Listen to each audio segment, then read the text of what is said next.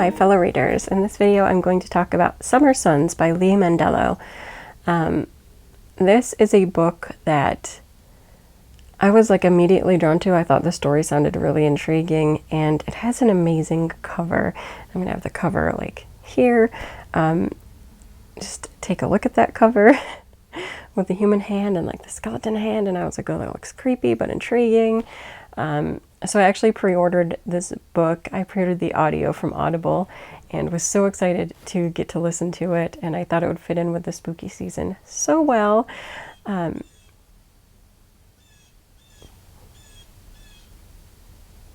don't know if my mic can pick up that blue jay, but there's a blue jay that's very loud outside. So anyway, remember where I left off.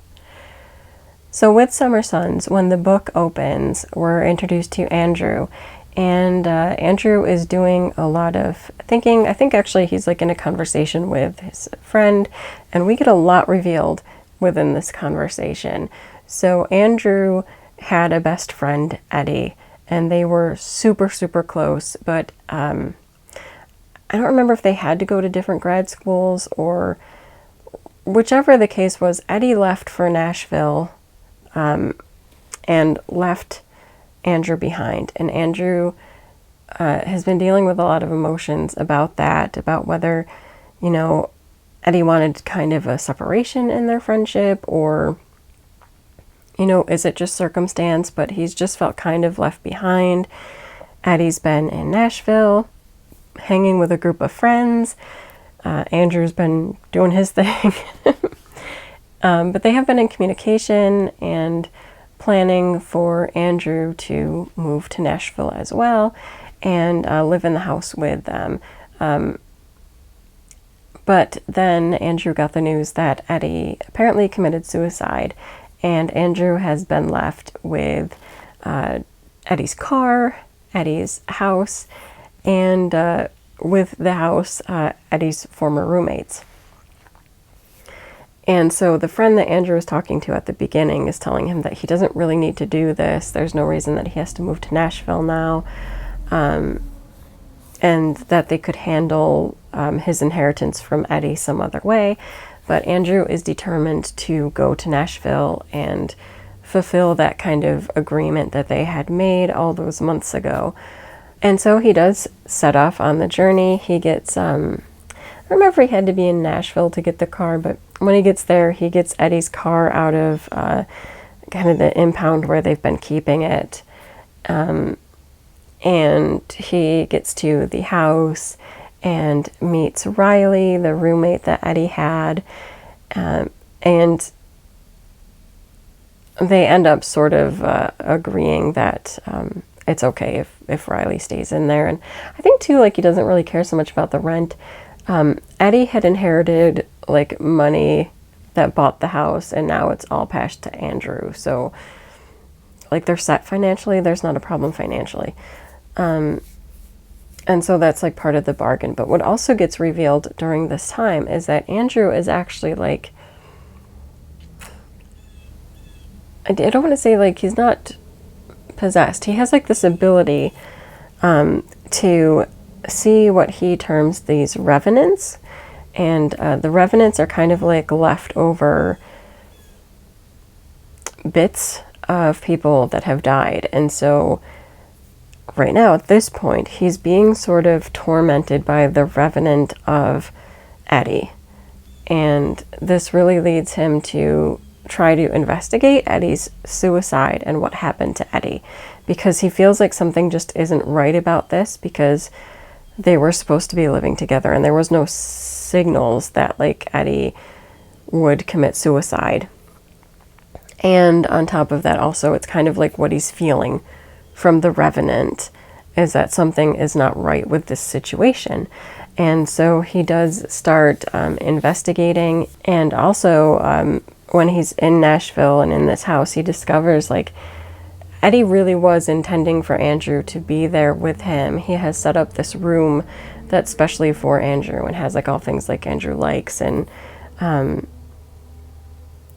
the book sort of flashes between stories of the two, you know, going through like high school together, and this question of their relationship, and really the people that Andrew meets that are in or were in Eddie's present have kind of a take on Andrew and Eddie's relationship, that Andrew was like, well, we weren't like a couple, but they sort of have this perception of them. And that really causes Andrew to reflect on that relationship with Eddie, and were they just friends, or was there something more to it? And it's really complex. I feel like this is a very complex novel in and of itself. I mean, you have these horror elements with the Revenant and the mystery elements of what happened to Eddie and what's really going on. You have complete emotional elements with Andrew and Eddie's backstory, and Andrew dealing with his grief over the loss of Eddie. And that also includes like the semi-haunting of Andrew now by Eddie's Revenant. And just the knowledge that even with this Revenant, and even discovering like what happened with Eddie, it's not going to bring Eddie back. It's not going to resolve what happened. And so a lot of it's also just grief processing and moving on. And it's a lot. There's some great parts too with the whole moving on, where like Andrew meets this friend group. So there's Riley, and there's, oh my gosh, was his name Adam? I'm horrible. I just forgot like the other main character that appears in it. Anyway, there's a group of people, and also including the professor that Eddie was working on with his special project. And as they investigate, you know, secrets are revealed, and it's just really good. And there's other things that happen that I can't get into.